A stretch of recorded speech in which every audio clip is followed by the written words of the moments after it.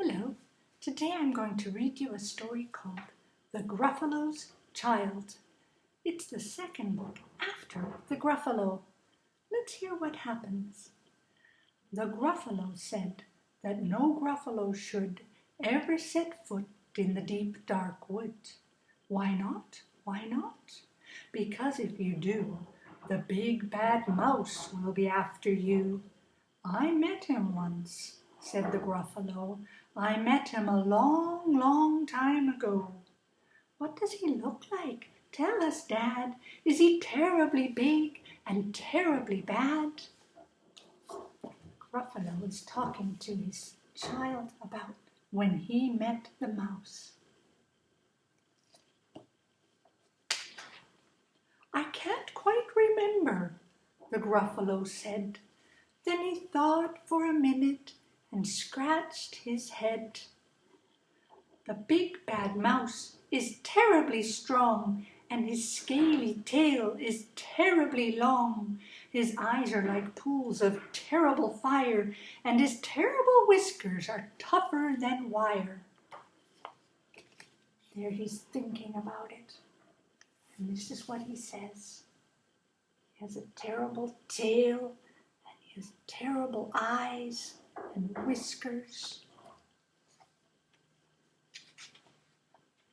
One snowy night, when the Gruffalo snored, the Gruffalo's child was feeling bored. The Gruffalo's child was feeling brave, so she tiptoed out of the Gruffalo cave. The snow fell fast and the wind blew wild, and into the wood went the Gruffalo's child.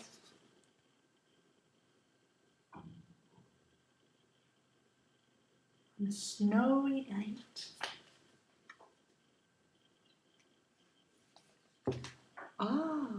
oh, a trail in the snow. Whose is this trail, and where does it go?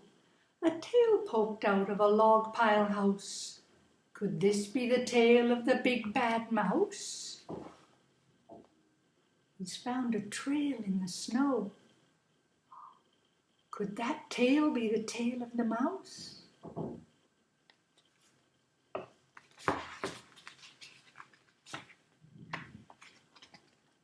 Out slid the creature. His eyes were small, and he didn't have whiskers. No, none at all. You're not the mouse. Not I, said the snake. He's down by the lake, eating Gruffalo cake. The snow fell fast, and the wind blew wild. I'm not scared, said the Gruffalo's child. Aha, oh, marks in the snow. Whose are these claw marks, and where do they go? Two eyes gleamed out of a tree-top house. Could these be the eyes of the big bad mouse? He sees claws in the snow, and he sees eyes in the tree-top. Could this be the mouse?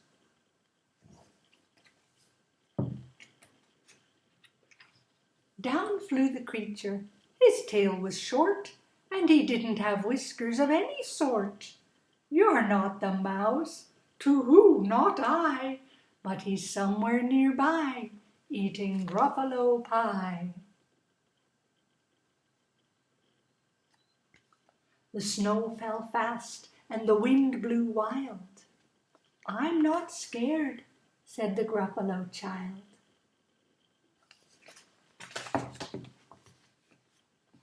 Aha, oh, a track in the snow. Whose is this track, and where does it go? Whiskers at last, and an underground house.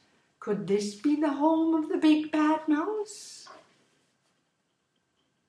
He's found other tracks in the snow, and he's found somebody with whiskers. Could this be the mouse?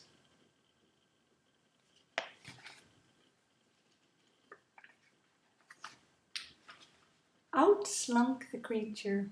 His eyes weren't fiery, his tail wasn't scaly, his whiskers weren't wiry. You're not the mouse. Oh no, not me. He's under a tree, drinking Gruffalo tea. It's all a trick, said the Gruffalo's child, as she sat on a stump where the snow lay piled. I don't believe in the big bad mouse.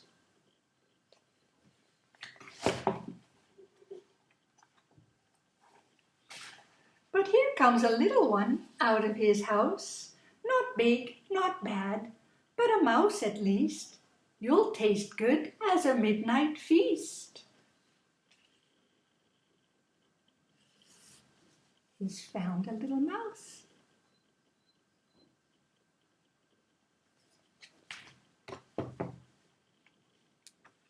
Wait, said the mouse, before you eat, there's a friend of mine that you ought to meet. If you'll let me hop onto a hazel twig, I'll beckon my friend so bad and big. The Gruffalo's child unclenched her fist. The big bad mouse, so he does exist.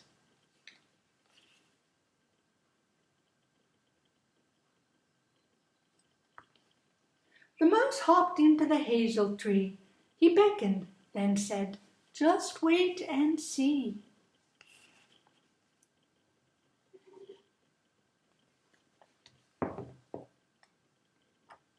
Out came the moon. It was bright and round. A terrible shadow fell onto the ground.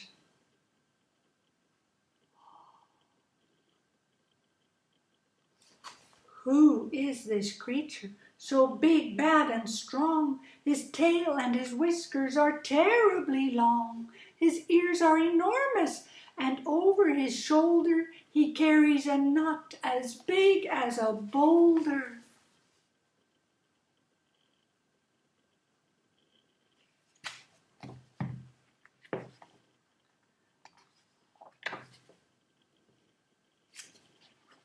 The big bad mouse, yelled the Gruffalo's child. The mouse jumped down from the twig and smiled.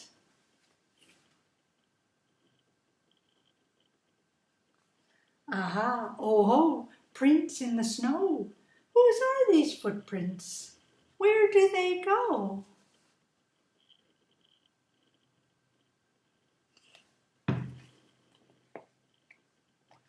The footprints led to the Gruffalo cave.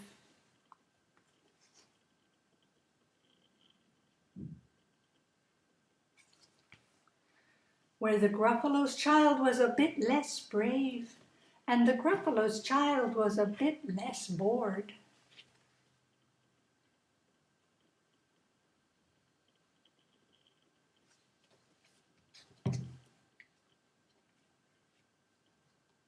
And the Gruffalo snored and snored and snored.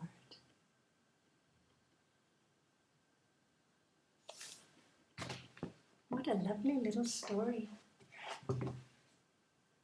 I hope you enjoyed that one. We'll have another story again pretty soon. Bye for now.